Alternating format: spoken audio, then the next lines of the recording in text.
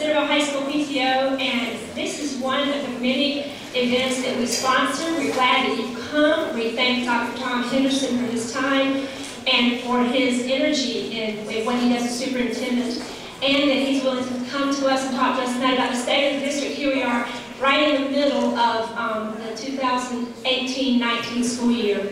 Also like to thank Ms. Amy Self, who is the president of this year's school board, and the students who came along because they're part of the school board as well. Thank you to the administration of all the schools that have come, and the parents and other members throughout the district. So with no further ado, Dr. Tom Henderson.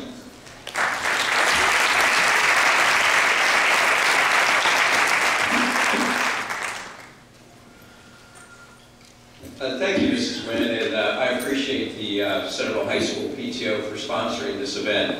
This is the third year that we've had the opportunity to put on a State of the District address, and we appreciate being able to talk a little bit about what's going on in the district, and then at the very end to answer any questions that you may have. But before we start, I have a question for all of you. For the last 2 weeks, John Westney, our Director of Business, and myself, we've been doing this 3:30 in the morning thing, getting up early, checking things out. And today, obviously, it's very warm. We lost a lot of snow, rained all day, but I hear that cold weather's coming in tonight. So anybody have a prediction for tomorrow morning? 2 hour delay, okay. Well, we'll see. I can only promise that John and I will be up again very early tomorrow, checking the roads and the lots and everything like that. Again, I do appreciate all of you being here. We've got just about all of our administrative council team, which is all of our administrators from all the buildings and central office and supervisors and coordinators. Like I said, most of all the building principals are here. We've got a tremendous amount of staff from a variety of different buildings, and obviously parents as well. And I think the Curriculum Advisory Council is here tonight too, so I think this is their January meeting coming tonight. So again, I appreciate all of you being here tonight, and thank you for coming. So I'm a little biased, and I will share with you that that I'm very, very, very proud to be part of this great school district. Every day I wake up and think, you know, I have a great job. I've got the best job in the world because I get to work for Centerville City Schools. And I have a fantastic team of teachers, support staff, administrators. You know, I've been fortunate to have grown up in this community. My 2 boys and our family, my wife's a graduate of Centerville Schools, and we've lived here a long time, and it's just a great community. And so I feel very fortunate to live here and be part of Centerville City Schools. I'm also very fortunate that I have the opportunity to work with an outstanding Board of Education. I know that some of them were delayed in getting here tonight, but I know that Mrs. Annie Self, our board president, is here tonight. But I did want to acknowledge John Dahl, who's our vice president for this year. Other board members include Jeff Schroyer, Megan Sparks, and Dr. David Rohr. So I believe that the excellence really starts at the top, and they are definitely an excellent group of elected officials that always keep, you know, the focus on what's good for kids. And so I so appreciate working with them and all of their support. Mrs. Wynn mentioned students from Centerville High School. This is actually the second year that the Board of Education has gone through an interview process where they've asked Centerville High School students to apply to be board representatives, student board representatives. And so I think all 4 of them are here tonight, or at least 3 of them. They're sitting next in the row with Mrs. Self there, but up here on the screen we have Julia Lokai, Jacob Myers, Ben Thomas, and Ben Campbell. And then 3 of them are here tonight, I believe, right? So thank you for being here tonight. It's a little unusual maybe that you might see that we have students that are working with the Board of Education, but there are school districts in Ohio and across the nation that do have this. I wanted to share their mission statement and just spend a little bit of time talking about what they're working on and those kinds of things. So basically what they want to do is get the student body here at Centerville High School excited about working with local government and elected officials, and they're really working hard to really give a voice to the students here at Centerville High School. We have an outstanding administrative team at the high school, and coordinating principal, Mr. Carroll, has worked very hard to interface with them and to liaison with them and to be a good listener to some of their ideas. And So a couple of the things that they've tried to do this year so far is they've been encouraging students that are turning 18 to register to vote. They're working on that. I think as of last night or as of yesterday, they've registered about 20 or approximately 20. They also occasionally, not necessarily always weekly, but on a regular basis, at lunchtime, there's 2 lunches here at Centerville High School. They set up in the back of what we call Central Unit, here right in front of our main gym, and they solicit comments and questions and issues and concerns from the student body. And then, like I said, they do work with Mr. Carroll then to talk with him about that. And they also, you know, in today's world, they have a voice and they have concerns as well. So, you know, they've talked with the administration here and to the board about things that are concerning to them, like school safety and what students are dealing with at Centerville High School, mental health issues and other challenges that they may have. So appreciate their opportunity to be here as well. Now what I'm going to do is kind of transition and talk a little bit about what's going on in Centerville City Schools from kind of an internal look. And so we basically have 7 different departments, or I consider 7 different departments here in our school district. And I'm going to kind of go through each department and talk about some of the highlights. And all of these individuals are here tonight. So if at the end of the session, before the night breaks up, if by any chance you didn't want to ask a question publicly or you had a specific question for one of those individuals, they will be here after the presentation as well. So you can get with them if you'd like to do that. Also, at the end of the presentation, I will entertain any questions that anybody has from the audience. Dan Tarpey, our Director of Human Resources, over to my right, is going to grab one of the mics and stand there. John Westney, our Director of Business, is going to grab the mic over here to my left. And then if you raise your hand, they'll link up with you, and they'll go up into the upper rows up there and make sure that you can use the mic so that everybody in attendance can hear your question, myself included, and then we'll try to get the best answer we can to you.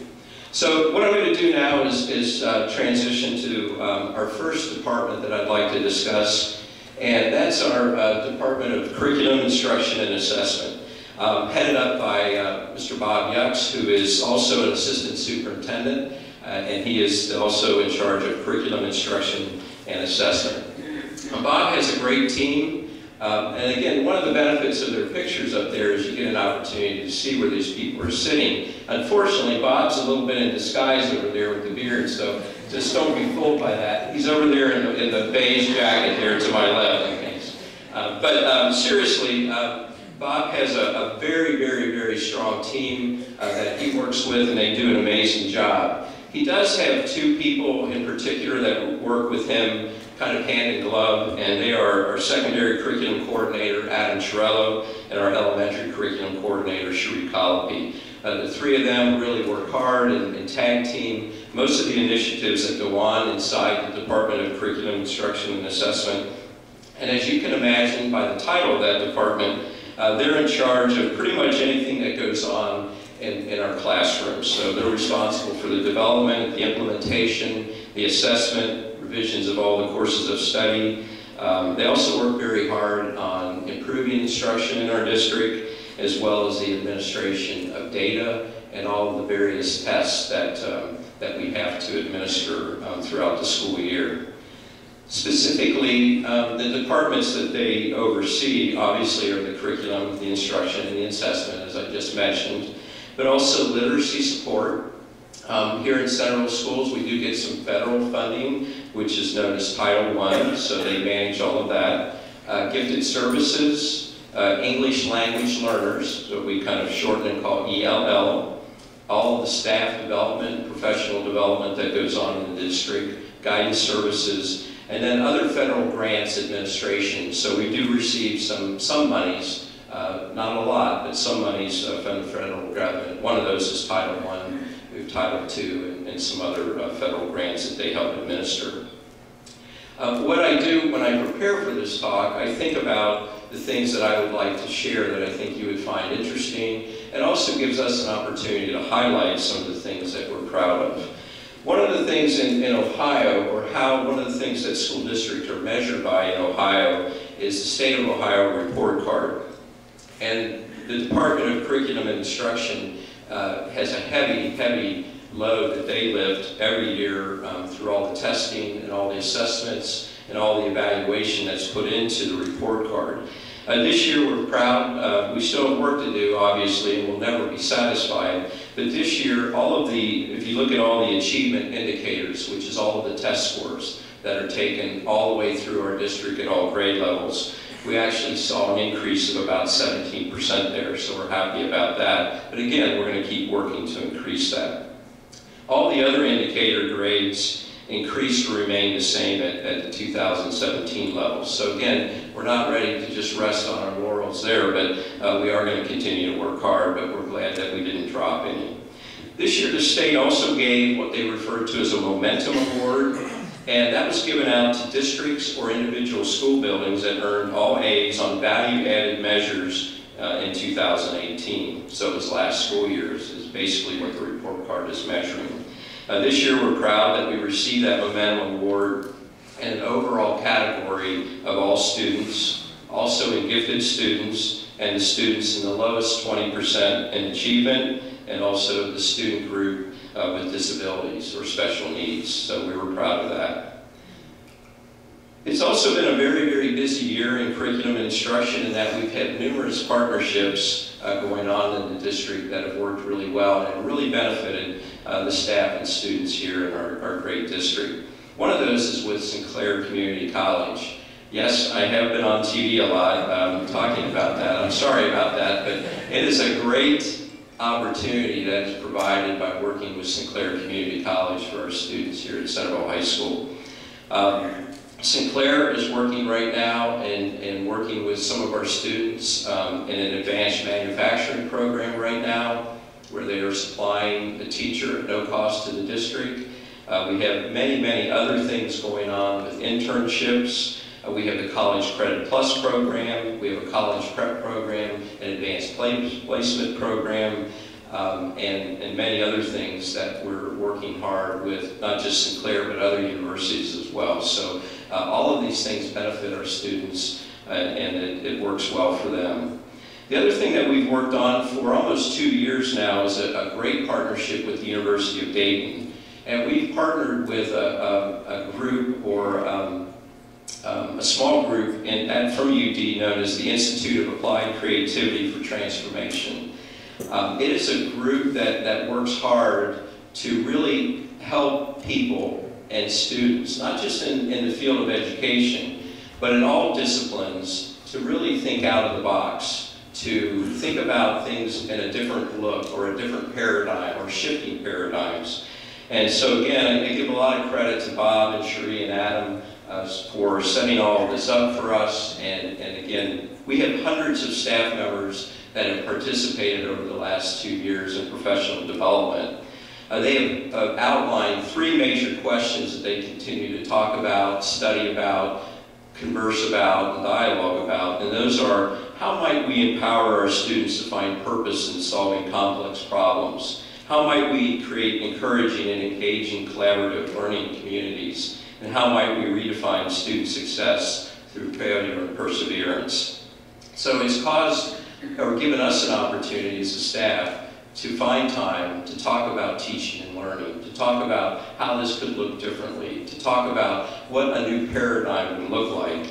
And I believe anytime you can bring educators together and spend time about talking about teaching and learning, there's huge benefits for that. And so we appreciate that UD has dedicated their staff to come out, work with us, provide that staff development. We also have had a really amazing thing take place in that we have staff that have now stepped up into teacher leader positions, and they're actually running some of these sessions, and they're doing an amazing job. So it's been a great opportunity for us to learn, to grow, and I think to really think out of the box and look about maybe what education could look like in the future. Other things that the curriculum department works on and is responsible for is, I mentioned staff development or professional development. We have an amazing summer and winter institute, is what we refer to it. And so in the summer, all of our staff have a certain amount of hours that they must take every year. And so our Summer Institute usually has about 100, maybe 120 offerings that staff can take. They can work around vacation schedules or things going on with their family. And then we have the same thing going on at a reduced level for our Winter Institute. And so our staff are constantly learning, they're constantly working, they're constantly improving, whether it be through UD, through the IAC, the Institute of Applied Creativity, or by our Summer or Winter Institute. We're also very happy to announce, and maybe you were able to see this in some of the media announcements that were out there, that we have a very robust English language learning program. We have an amazing coach in that particular department, Megan LeMaster, and we were fortunate to be given or granted a $30,000 check from the Heron Foundation, which is connected to the Fuyao glass plant. And so back in November, we were able to do a We Are Centerville, kind of a Connect Centerville, with the goal of connecting some of our international students and our international families to the Centerville, Washington Township community. So we had a great turnout. We held it at Tower Heights Middle School. Tower Heights principal there, Clint Freeze, over here to my left, and staff there. They were great hosts that night. We had a huge crowd, a huge turnout, and it was a great night to celebrate diversity and to really help link the international students that we have and their families here to look at and be associated with different cultures and experience different kinds of foods and things like that that were available that particular night. I might mention that we have 215 ELL students this year in Centerville City Schools, and that represents that we're supporting over 30 different languages. So it takes a lot in our district to support 30 different languages, but we have great ELL tutors and teachers that are working hard to support those children and those students in those areas. The top four areas of language, or students, and the top four numbers of students that are in the ELL program are the Chinese, Arabic, Indian dialects, and Spanish. So, but again, we have all kinds of other languages that we support in our district. I mentioned also that the curriculum department supports our gifted students and our gifted programming. New legislation came out about a year ago which mandated a lot of additional professional development to be in compliance with new legislation. And so that amounts to 15 hours a year, and that has to happen for 4 consecutive years. So we implemented a very good, very strong professional development program, staff development program to not only be compliant with this new legislation, but again, to offer new learning to all of our gifted intervention specialists. And last but not least, we work really hard with our youngest learners to make sure that they're on the right track in regard to reading and literacy. And so we provide a lot of intervention, a lot of opportunities for our younger learners to get the support that they need to become good readers. And some of that funding comes from that federal fund, which I mentioned a little bit earlier, called Title I. Just some other things that the curriculum department is working on is, as we move forward into the 2019-20 school year, they're working really hard on new math materials and textbooks. They'll continue to work on professional development, especially in elementary math instruction. Currently, right now, they're working on English language arts with the visioning process and curriculum mapping, and they'll continue always to work on literacy and writing in the K-5 ranks. So just a little highlights about the curriculum department. Our next department is our Department of Student Services, and Tammy Deerup is our Director of Student Services, also over here to my left. This Department of Student Services also has a lot of opportunities has a lot of responsibilities, I guess I should say. So one of those is that they are the ones that oversee all the special needs or special education programs in our district. We have approximately a little bit under 1,000, about 991 students, K-12. It's about 12% of our student population that are on an IEP or an individualized education program in our school district. So we provide a lot of support in a lot of different ways with certificated staff and other support staff to support those special education students. Inside our special education ranks, we have 3 coordinators, ones that work in our elementary and middle school and one at Centerville High School. We have 7 school psychologists, 93 special ed teachers, or in today's world they're referred to as intervention specialists, and over 111 paraprofessionals that support our children. We also have other support staff with occupational therapists, physical therapists, and about 10.5 speech-language therapists. In addition to students on IEPs, we have about 304 students that are on Section 504 plans, and these again are opportunities for us to support students as they have special situations that we need to help them so that they can learn better.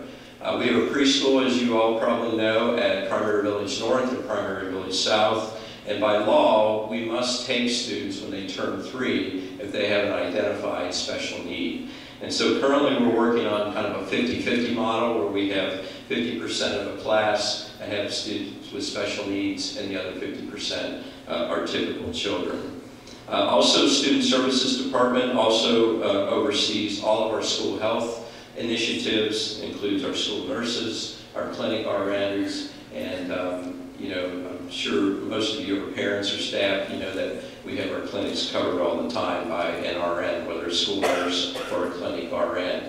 Other initiatives that they do from a medical standpoint, we have emergency epinephrine auto-injectors in all of our buildings and automatic external defibrillators, also known as AEDs, and so all that comes under the umbrella of student services. Other things that we do, we sometimes have students on home instruction because they can't come into the regular school, and they also manage and work through attendance and tardies of our students. So moving on to our next is our Director of Business Operation, Mr. John Westney. I mentioned him before. He and I will be out early tomorrow, probably cross paths here in the back of the student lot at Centerville High School, 4 o'clock maybe, 4:15, somewhere like that. But John and his staff work really, really hard. Basically, John oversees all of the business aspects of running this great district.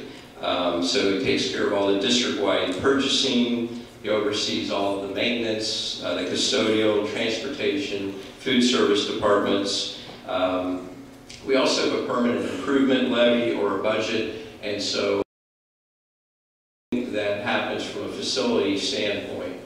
Building, repaving, carpet, flooring. You'll see some of that up here right now with some of the things that took place last year, like new playground surfaces at Primary Village North and South, new carpet at Centerville High School. Up here in the corner here, the right-hand corner, that was 2 gentlemen putting down a new tile at Klein Elementary.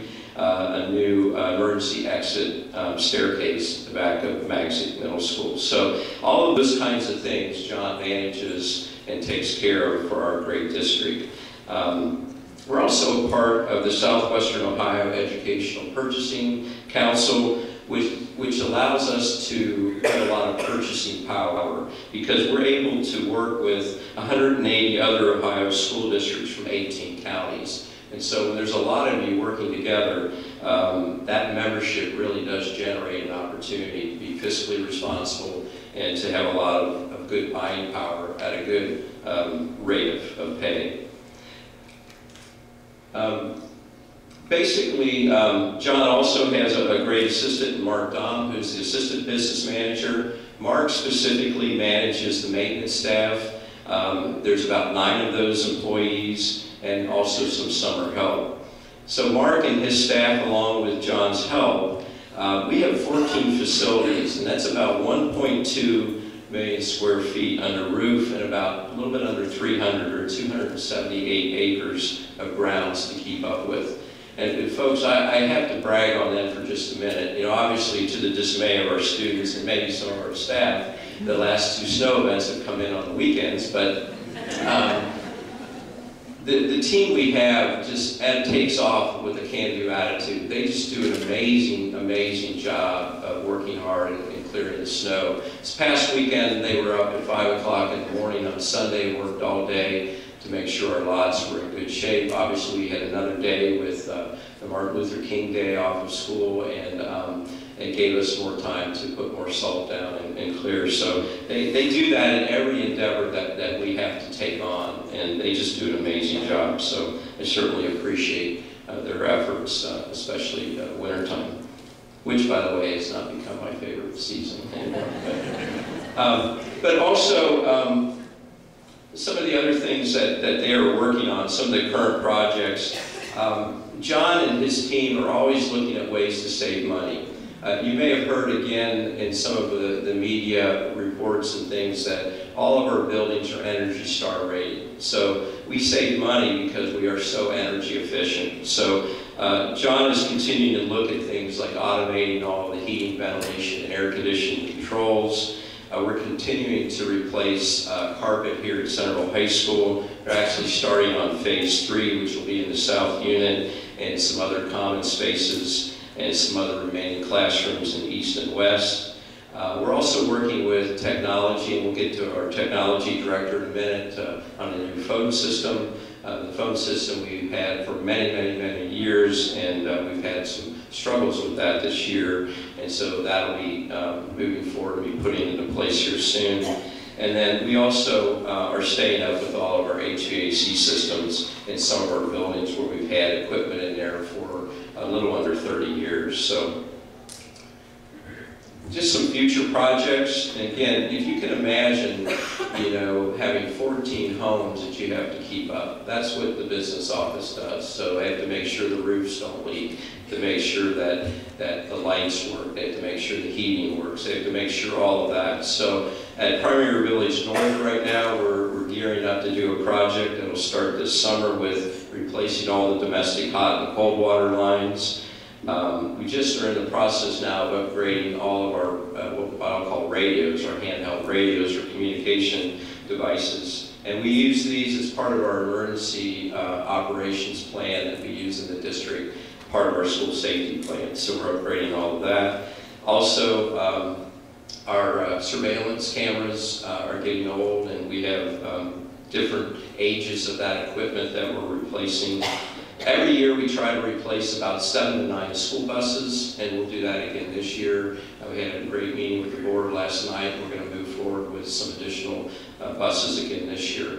That's what's been so great about this district. And again, from the inside, I just have to tell you that we work really, really hard to be fiscally responsible. And if you don't do things like keep your roofs in good shape or buy 7 to 9 buses, you get to a point where down the road you have all old buses or your roofs leak, and that causes other problems. So we're always working hard to stay ahead of the curve, so to speak.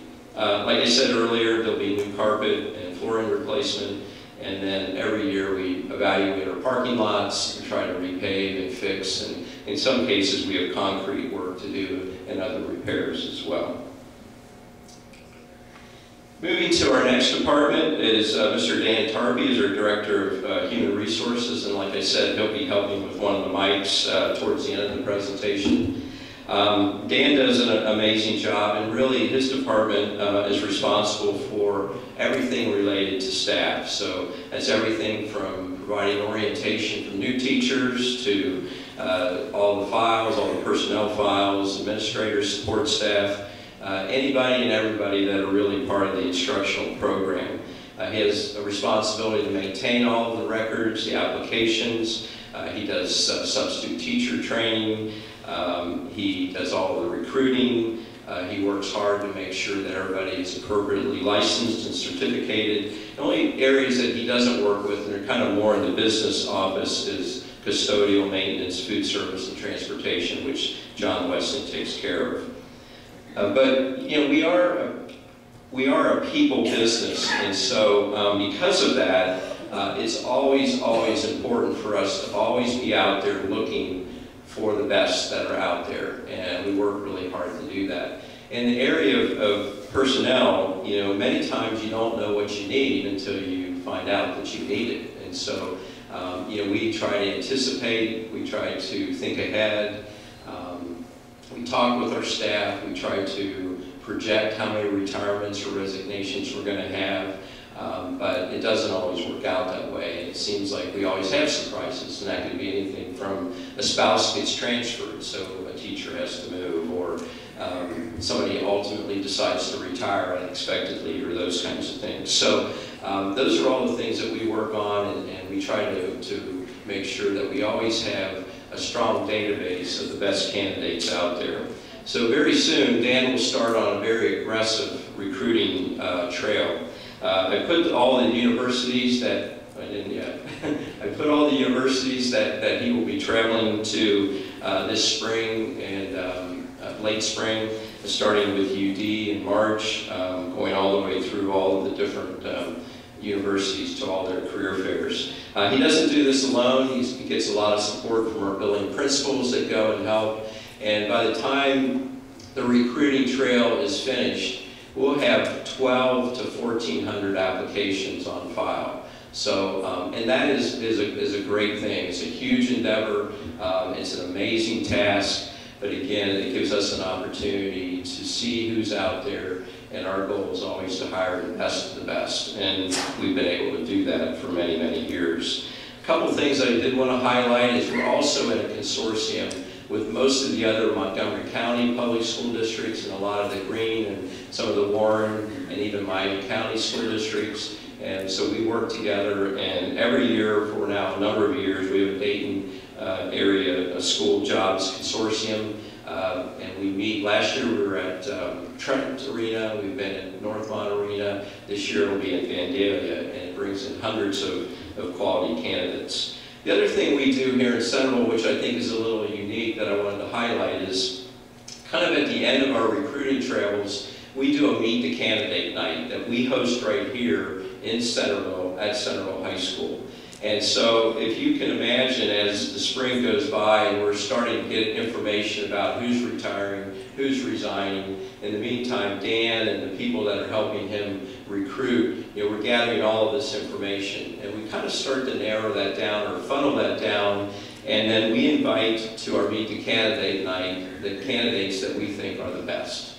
And it's another opportunity for us to bring the best of the best in and put them in front of our principals and have another interview opportunity. So our interview process is very rigorous. In most cases, candidates will go through upwards to 5 or 6 interviews before they're actually hired. So again, Dan works very hard. His year is just beginning with a lot of travels here in the near future, and he'll again do a great job. I have no doubt of that as well. Next, I'd like to introduce Mr. Shannon Morgan, who's our Director of Information Technology. Obviously, technology plays a huge role in our school district, just like all the other school districts. Shannon and his team provide all the services. They support all of us administratively. They support the treasurer's office with all the financial programming and software and technology that they need. Obviously, all the administrators and all of our classroom teachers. Currently, we have about over 5,000, about 5,500 student devices out in our school district. And that's about 1 device per 2 students. We're not quite where we want to be. We ultimately want to work and have 1 device for every student. So we're working towards that goal, and we're working hard to get to that. But we have some other really neat things that are going on in our school district. So you've heard and probably heard your children talk about Chromebooks and all the other things that they're doing. We have some new initiatives that are going on, like at middle school, we have some 3D printers. We actually have middle school students that have been dedicating some time during noontime, working in groups. They've been learning how to make 3D things, and they've done a good job of problem solving how they can use the 3D printer. I was down looking at about in Shannon's office the other day. They had all kinds of really cool things, and I'm kind of a gadget guy. I like to touch things, and I was touching all this really cool stuff, and there were things with marbles in them that had all been created by our students, and I decided that I'm going to take that class starting in a couple weeks because I want to build some of those things. Recently, they've also been working on some virtual reality viewers for the classroom, which is also really, really neat technology. It provides an opportunity for students to take a virtual field trip to maybe places that they really couldn't ever go to or access. And so, you know, like an underwater submarine tour as an example. We have some other really neat things that are going on. This picture is really from Driscoll Elementary. And it's, you may recognize, it may be hard to see from out there in the audience, but Jamie Jarosik, it was a guest on this particular morning, was working with the Driscoll students, and they were streaming their weekly news program to the entire Driscoll student body. And so Jamie came over and offered her expertise and was the guest speaker for that day. So just another opportunity, another way that we're using technology in some innovative ways. So like I said, you know, right now we have about 1 device for 2 students, but we're not quite where we want to be just yet. So we need, and we know that we need to continue to bolster our infrastructure. We need to make that infrastructure more robust. We need to make it stronger. And so one of the things we'll be working on this summer actually is we're going to be working to increase that bandwidth between our buildings back to central office, and making improvements to our wireless network so that we'll be able to support more devices in the future. Shannon and his team also have a recycling or a cycle of replacement of laptops and other equipment that they put into our classrooms. And so this year, our elementary teachers are the focus of new laptops and new equipment in the classroom. So they're excited about that. And if they haven't seen some of the new things that Shannon's going to put in their classrooms, I think they'll be excited here very shortly, because it's pretty exciting what the new equipment will be able to do.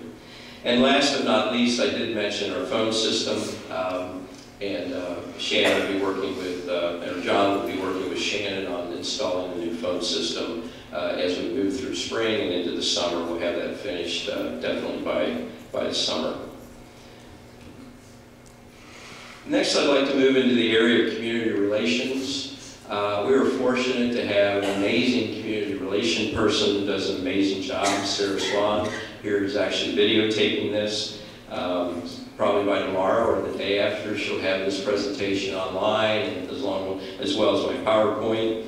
But Sarah's job and her goal and what she's working hard to do is really to ensure that all of our community and our parents can understand and easily access information, and also hear all the good things and all the news that are happening in our school district. So when she came on board, she put into place a new district website. There's also an app for that through the Apple Store.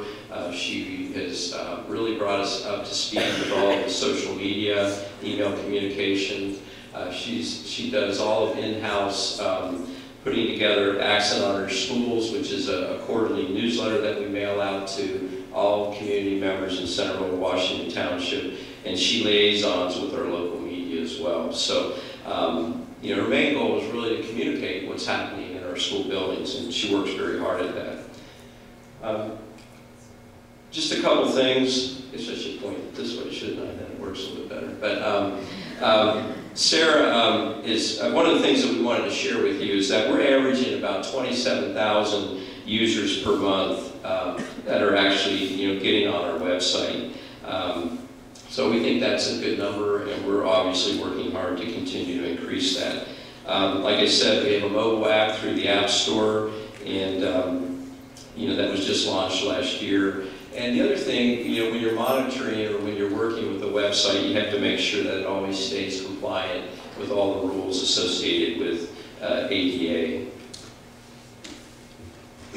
Also, in the area of social media, our Facebook likes have grown to about 6,000 followers, and we have about an average monthly reach of over 100,000 people, and we have about 2,100 followers on Instagram. Sarah's done a really nice job of picking and featuring a staff member in the district and kind of doing a day in the life series, which looks at particular classrooms. And in some cases, she's actually done live updates to a typical school day. She's released just this year the second quality profile, which is you can find on our website, but it's an amazing document that has a lot of facts and figures about every bits and pieces that are going on in our school district. She's also working hard to interface more with the media so that we can get them in, hopefully, and that they'll come in and cover us more and feature us more in some of their posts and their papers and things like that. And then last but not least, our treasurer, Mitch Biederman. Mitch is right here in front of me.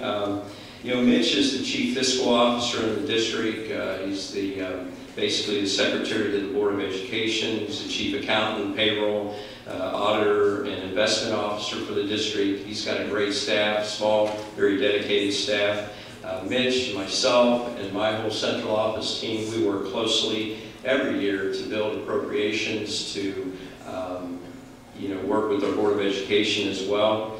Right before the winter break, he and his staff finished an audit by the State of Ohio Auditor's Office for fiscal year 18, and they received another, what was called an unmodified rating or an unmodified ruling, which is the highest that you can get. So very, very positive audit again. In fact, they once again received the Auditor of State Award with distinction. So another great effort on Mitch's part and his staff.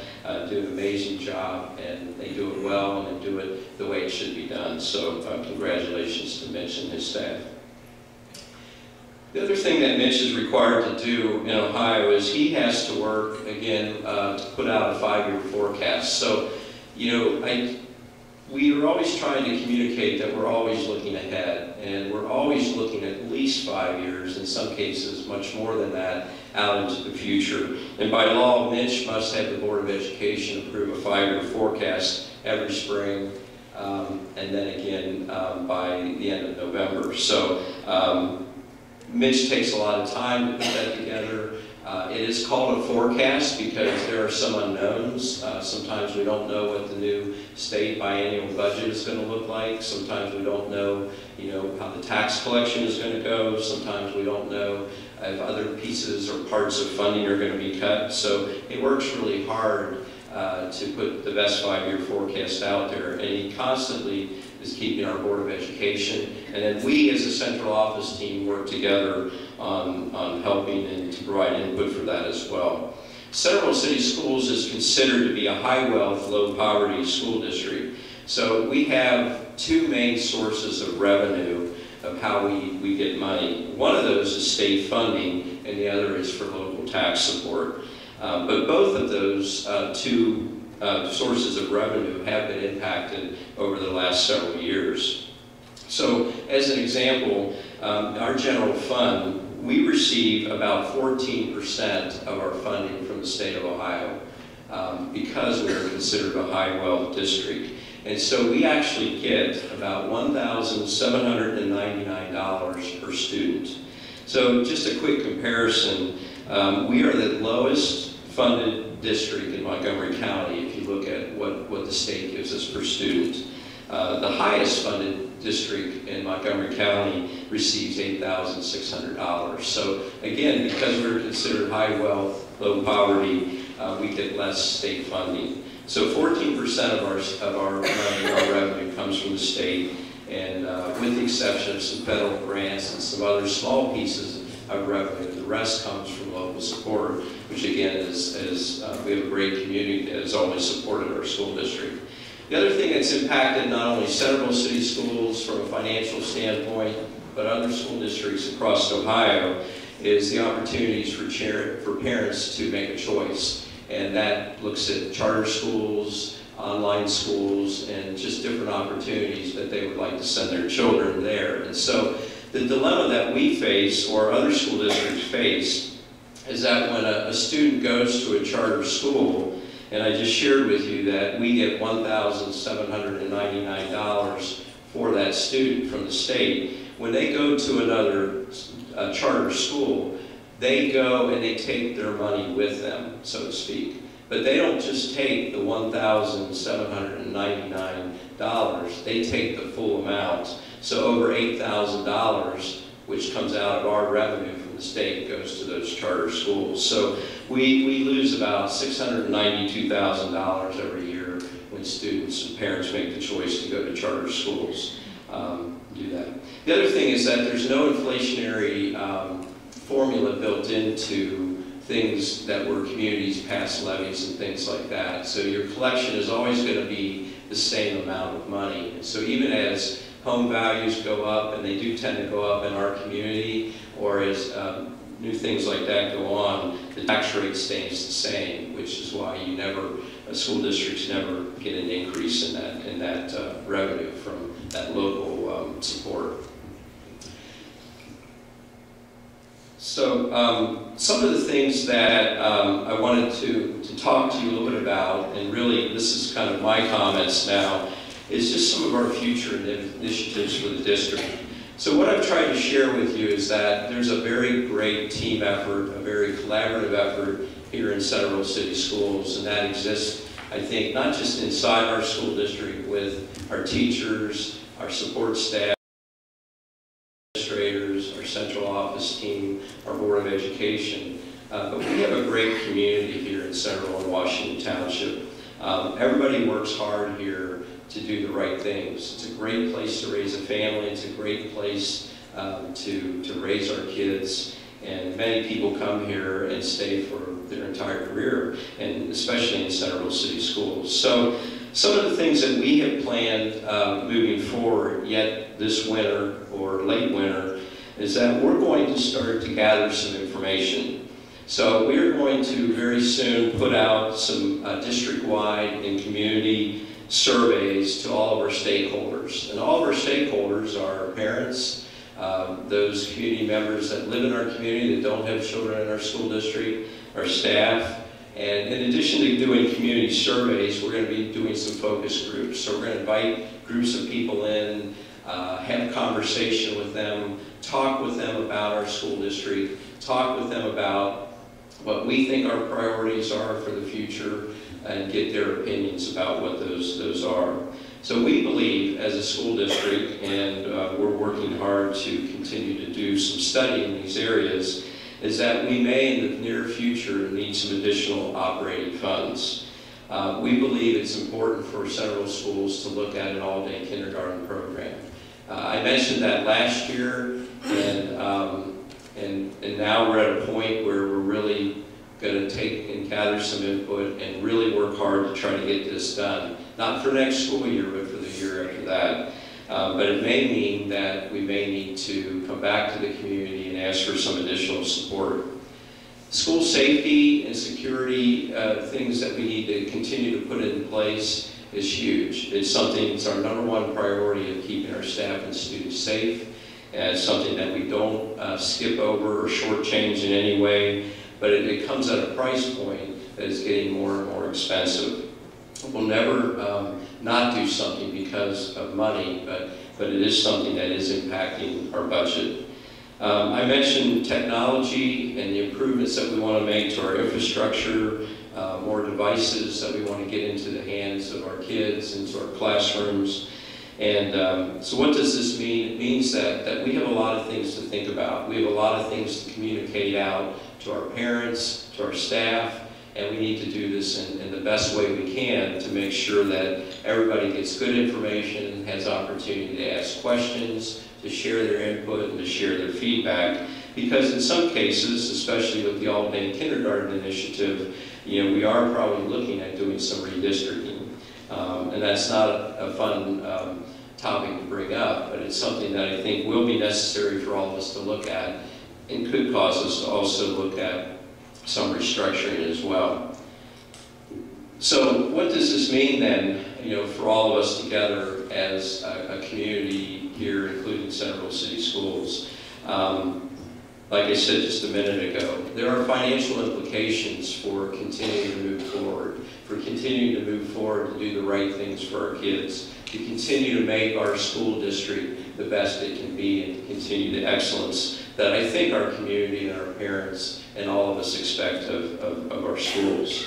You know, we're going to look at and have conversations and make sure that we involve our stakeholders, our teachers, looking at preschool and kindergarten, what is the best way of delivering instruction to our youngest learners? We believe if we can implement things like all-day kindergarten, that positive influence on all-day kindergarten will not only help those kindergartners, but will also help those children as they become first graders, second graders, third graders, and on up through, as they continue on through their school career, their academic career.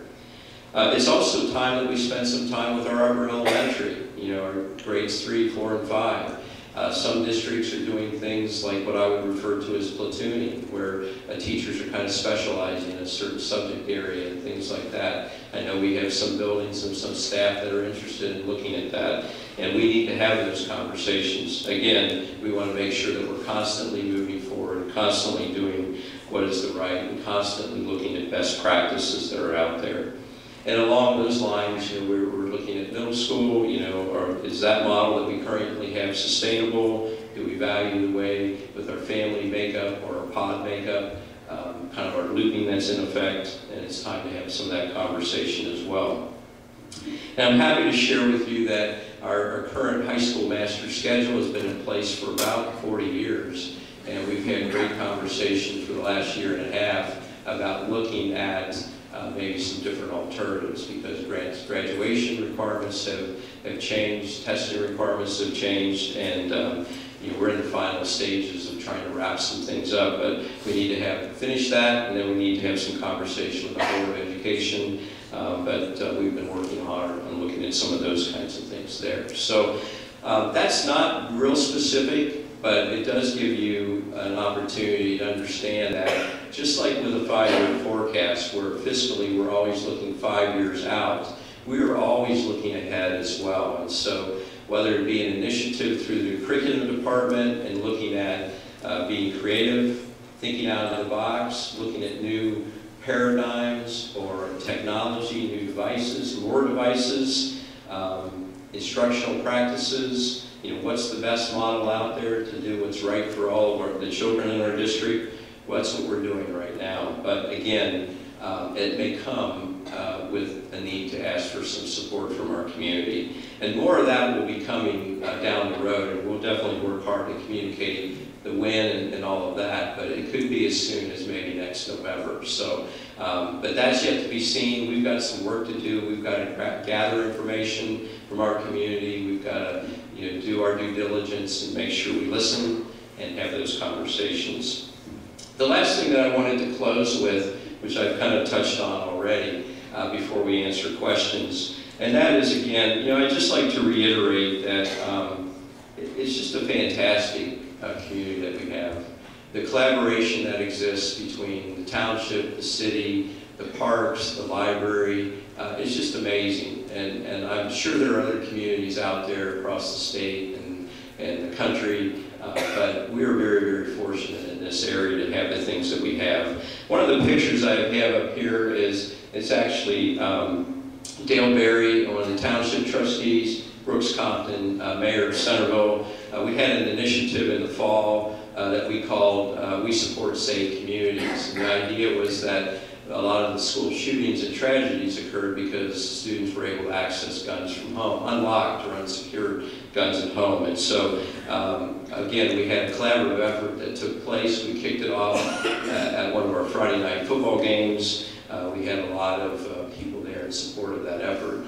And even though it's kind of drifted on, we haven't talked about it recently, we're going to be gearing it back up in the spring. We have a whole group, a large group of several high school students that want to get involved in this initiative, and they're going to be going out and working in our community again to support safe communities, and we have gun locks that we're willing to give away free if people need those. So that's a little bit about our district, a little bit about what we're about, what we're doing. Hopefully I've been able to give you some really good information, been able to share some good things that are going on. And like I said, Dan Tarpey's over here to my right, John Westing to my left. If you want to raise your hand, they'll make sure they get to you, and we'll just ask you to use the mic so we can hear the question, and then we'll get an answer for you. So anybody that would have any questions or would like to answer a question, raise your hand.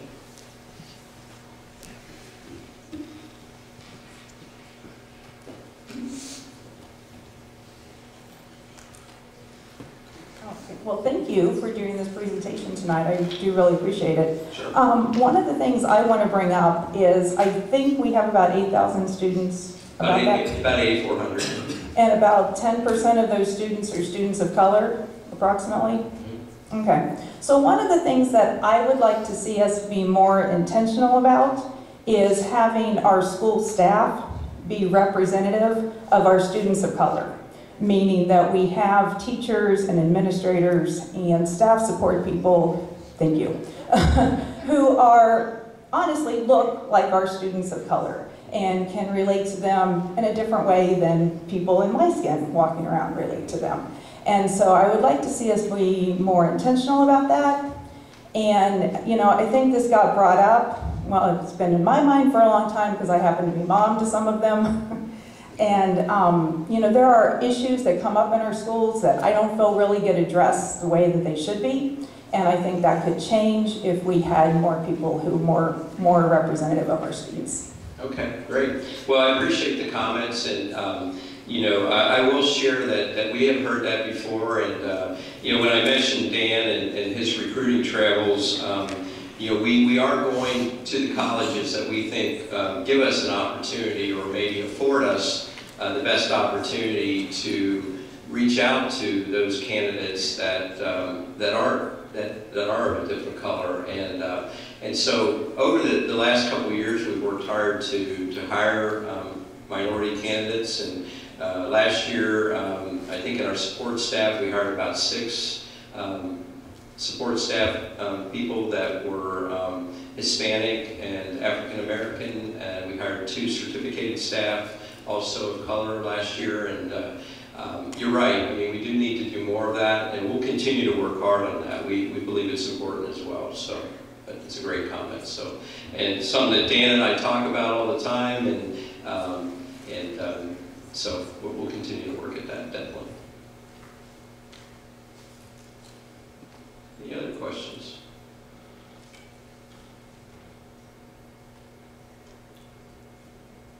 Okay, 2 hours later. No, just teasing, don't do that. Any other questions?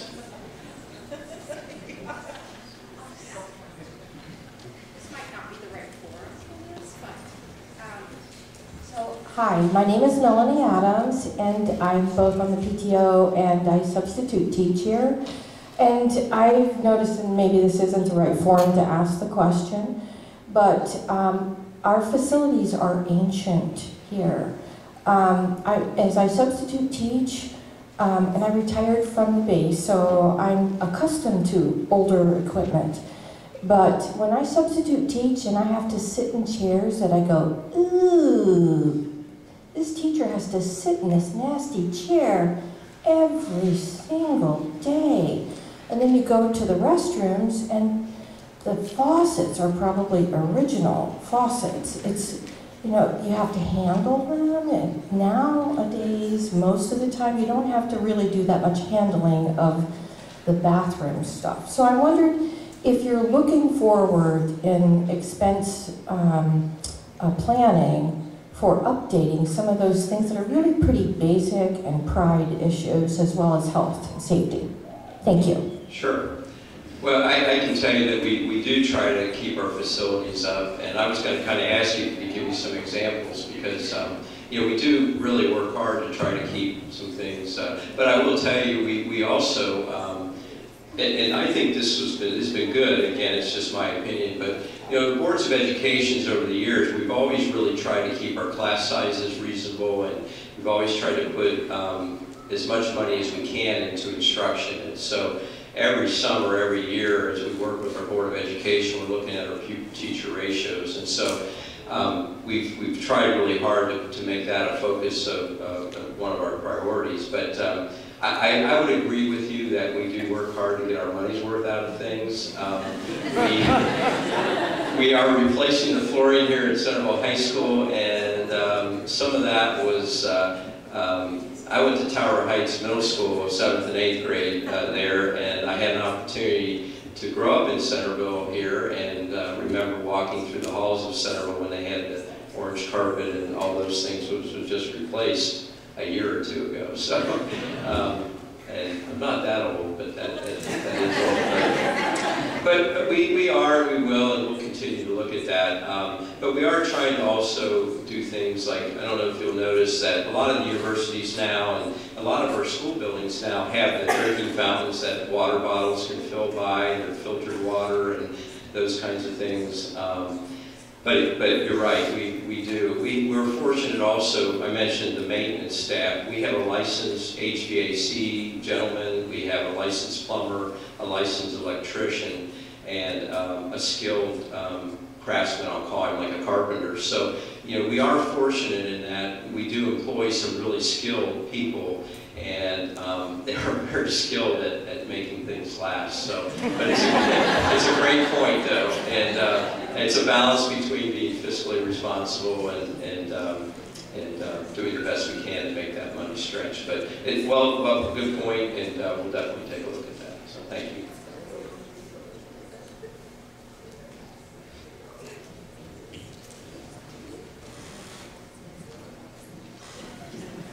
Good evening. I had a question regarding, you mentioned a lot of things about technology and bringing the technology to the children. And I know they have technology classes in the elementary schools, and then they have the option to choose them in the high school.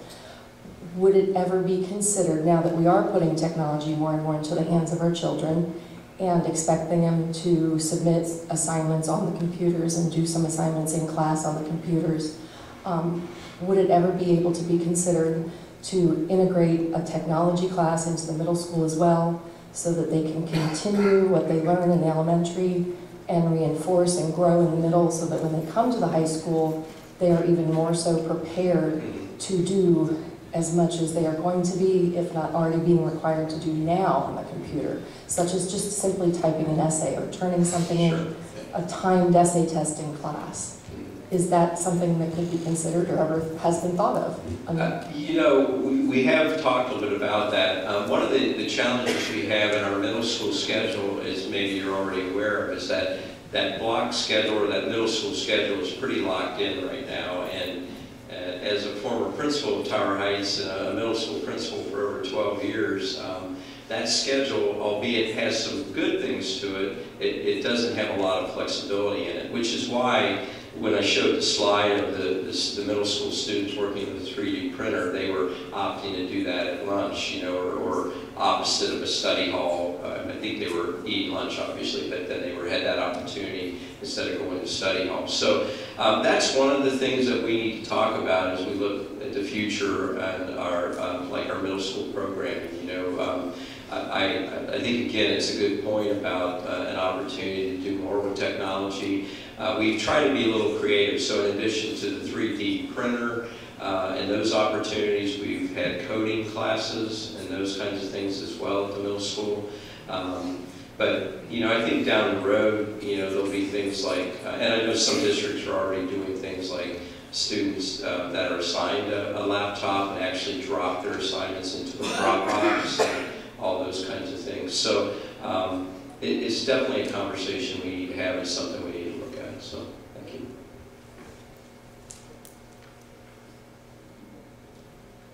Okay, any other questions? Folks, I will just tell you, I really, really, really do appreciate you being here tonight. You know, we like to share, you know, what's going on in the district. Like I said, the whole central office team is here. If you have some individual questions, you're welcome to catch up with them as you leave. I have an open door policy, but sometimes an open door policy means I get taken up pretty quick on that. So if you want to get in touch with me or any of the central office staff, we're happy to spend time or entertain any questions that you may have, or work through any issues that you may have. So again, thank you for being here tonight. I'm being serious now. I hope that it's not bad out, and I hope you get home safely, and I want an early spring. So thank you.